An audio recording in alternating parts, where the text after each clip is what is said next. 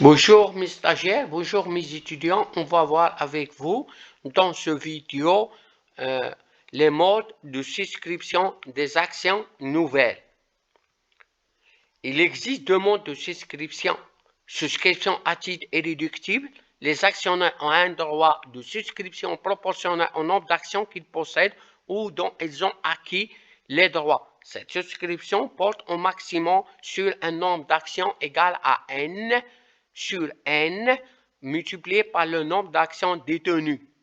Souscription à titre réductible. Au cas où certains actionnaires n'ont pas usé de leur droit de souscription, les actions nouvelles disponibles sont attribuées aux actionnaires qui ont souscrit un nombre d'actions supérieur à celui auquel ils ont droit à titre irréductible proportionnellement au droit de souscription dont ils disposent et dans la limite de leur demande.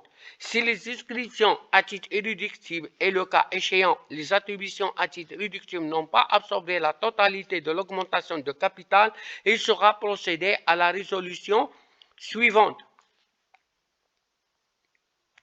Premièrement, le solde est attribué conformément aux décisions de l'Assemblée générale. Le montant de l'augmentation peut être limité au montant des souscriptions si cette faculté a été expressément privée par l'Assemblée qui a décidé ou autorisé l'augmentation. On va voir un exemple.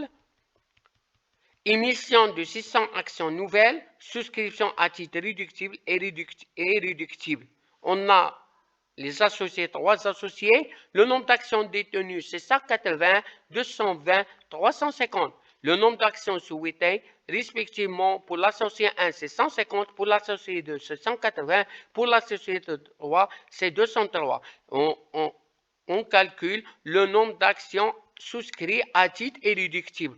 On a 180, on a le total des actions, c'est 750, et le nombre d'actions sur 800, c'est 600. On a 180, on multiplie par N, c'est 6N prime, c'est 600 sur 750, nous donne 144. Pour l'associé de 2, même chose, 220 multiplié par 600, le rapport la même, N prime sur N, c'est 600 sur 750, nous donne 176. Pour l'associé 3, c'est 350 multiplié par 600 sur 100, c'est 280. Pour l'associé, il est satisfait. Maintenant, on va faire le nombre 150. C'est sous 8. Le nombre d'actions à titre irréductible, c'est 6. Le nombre d'actions restant. Pour l'associé 2, même chose.